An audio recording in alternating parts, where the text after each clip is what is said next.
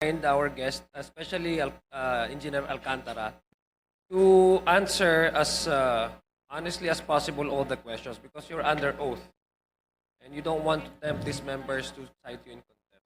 Just a reminder. No, it's okay, it's okay. Thank you for the reminder. DE Alcantara, please.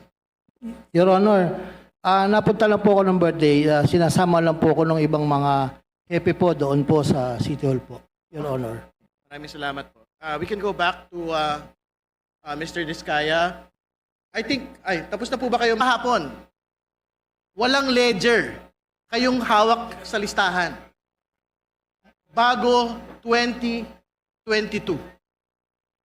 Wala akong naniniwala sa'yo kasi ang yabang nyo nga ho, as far back as the Aquino administration, andun kayo sa top contractors po. Ibig sabihin, hindi ho maniniwala yung tao na the same modus operandi that you have been doing, that you had stated in that affidavit, is not being implemented in the previous Duterte administration and in the previous Aquino administration.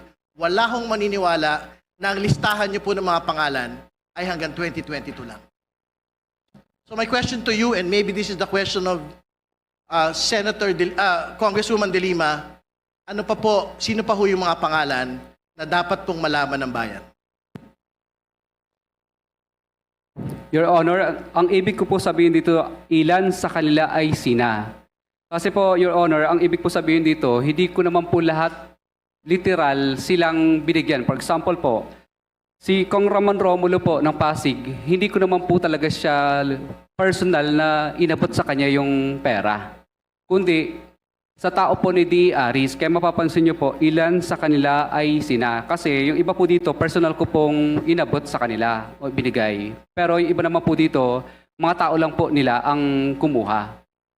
Okay na yun, wag na ho nating guluhin yung tanong. Ang tanong, sino pa yung mga tao na dapat hong pangalanan dito na hindi po pinapangalanan? Wag na tayo magdebate sa grammar ho ng Filipino. Naintindihan ho namin yung gusto nyo pong puntahan.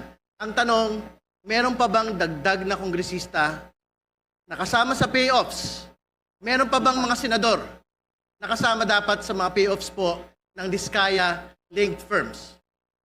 Your Honor, wala na po. Okay. Congresswoman De Lima, please Mr. proceed. Chair, iniwala. Gusto ko muna pong tanungin, meron ho bang nag-assist sa inyo nung ito ay prinisenta sa Senado? Your Honor, wala po talaga dahil ako po talaga ang nagsulat nito based on my personal knowledge po talaga at experience. At ito ay sinumitin nyo sa komite. Yes po, Your Walang Honor. ibang kumausap sa inyo bago ito sinumite. Wala Yung po talaga, Your Honor. Sa Blue Wala Ribbon po. Committee. Ang pinagtataka ko lang po, kanina nadinig ho natin lahat, you were asking for an executive session. And you said something like, kasi natatakot ako para sa pamilya ko. And perhaps we can check it from the records, from the TSNs, the exact words or the exact sentences na sinabi nyo when you were requesting for executive session. Do not tell me now na yung pag-request nyo ng executive session ay wala lang. Wala kang ibang importanteng sasabihin. Wala kang ibang pangalan ng babanggitin. Why in the first place did you request for executive session? If there's nothing that you would want further to be added in your sinumpaang salaysay. Your Honor, pasensya na po kayo. Hindi ko lang po masyadong naintindihan dahil kinakabahan po ako kanina sa mga tanong po ninyo. Pero ngayon po, medyo nung nagabayan po ako ng abogado ko, ay naintindihan ko po yung yung tanong. Pero klaro, humingi kayo ng executive session. Klaro na sinabi nyo, natatakot ka. Totoo po. Kanino? Kanino ka natatakot? Your Honor, natatakot po ako sa kaligtasan po ng pamilya namin dito po sa mga taong napangalanan po namin. So, bakit kailangan mo ng executive session na napangalanan mo na dito? Kung wala ka pang ibang idadagdag na importante at lalo na mga pangalan. Your Honor, pasensya na po kayo. Hindi ko lang po masyadong naintindihan kanina yung talagang paikot ng tanong. Dito po ang naguluhan sa ilan sa kanila. Pero ay kayo sina. mismo ang nagsabi executive session. Sinong nag-advise sa inyo na humingi kayo ng executive session? Your Honor, pasensya na po kayo. Hindi ako masyadong magaling sa legal. Kadalasan lang po, pag nanonood lang Sino po. po ang nagsabi sa inyo na humingi muna kayo ng executive session? It could not be your own idea. Kasi nga sabi mo, hindi mo naman naiintindihan. Wala po, Your Honor. Minsan naririnig ko lang po sa ibang mga napapanood ko sa YouTube, yung mga ganong klase ng Naiintindihan mo sagot. kung anong ibig sabihin ng executive session? Kasi kung hindi mo naiintindihan yon, bakit mo babanggitin yon? Your Honor, pasensya na po kayo sa kanina na isagot ko. Pero ang sagot ko po ay ito na po lahat. Paano mo pinili yung mga pangalan na ito? Ano?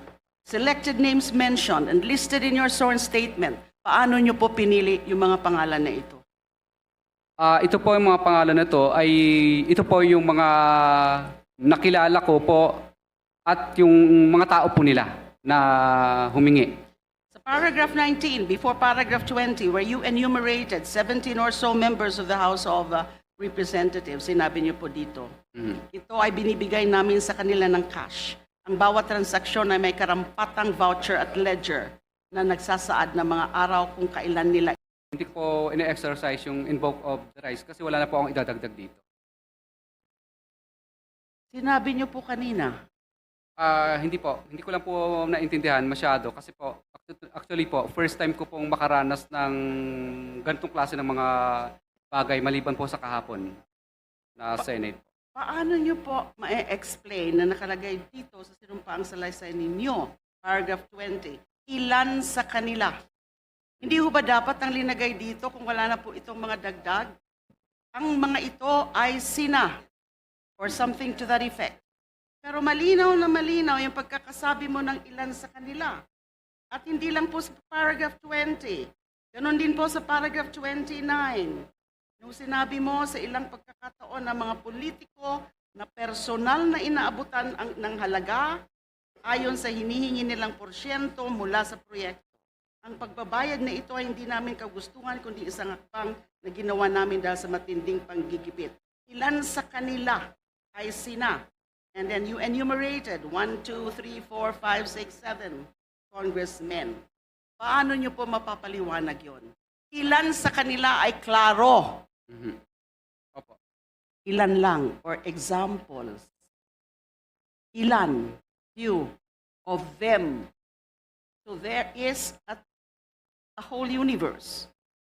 Your Honor, ito lang po ang nakasulat kasi wala po akong gabay ng abogado po dito. Nung akin pong itong isinulat, wala pong nag-draft. Ako lang po. Walang naggabay Opo. na abogado. Opo. So sino ang naggabay sa inyo kung hindi yung abogado? Bali po yung pagsusulat po nito, Your Honor, is ako po ang mismong nagsulat at pinabasa ko lang po sa abogado ko kung okay na siya.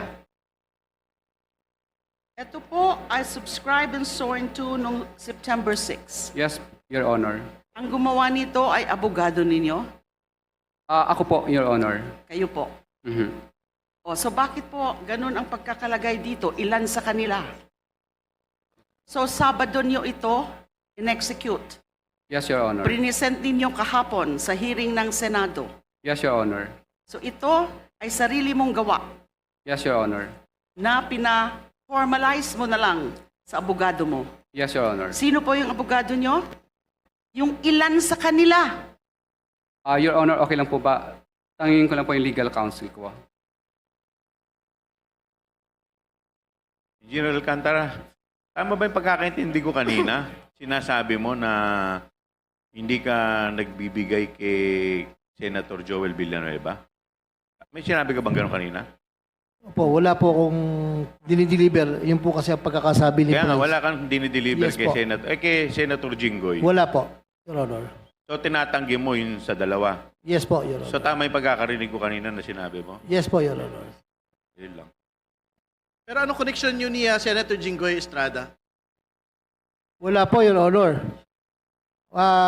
Hindi ko po siya kaibigan o hindi po ako nakakalapit sa kanya, hindi po ako nakakapunta po sa kanya. Wala Your po Honor. kayong pagkakaibigan sa mga Estrada? Wala po, Your Honor. Maliban po, ako yung naging empleyado lang po sa City Hall, pero Yun na nga. Trabaho lang po, Your Honor. Trabaho lang po. Sino mga kasama doon? Yung city engineer po, Para malinaw, naging city engineer po kayo sa Maynila, tama po ba? division chief lang po ako, hepe lang po ako, Your Honor. Sino yung city engineer nun? City engineer Roberto Bernardo po. Yan yung undersecretary na binabanggit po ng lahat ng mga tao rito, hindi ba? Yes, Your Honor. So hindi ba kayo magkakasama sa isang sindikato? Hindi po, Your Honor. Wala po. Magkasama kayo sa Maynila, magkasama kayo sa DPWH.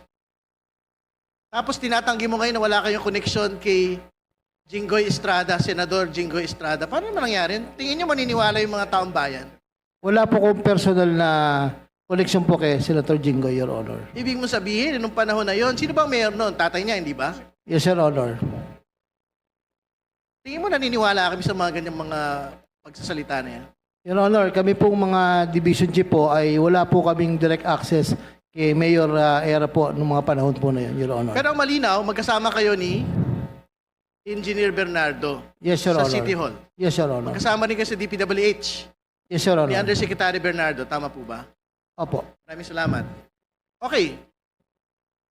Yes, Birthday po si Senator Jinggoy sa Soler. Umattend po siya. Kung hindi po sila magkakilala, Your Honor. oh, Just additional info lang. Engineer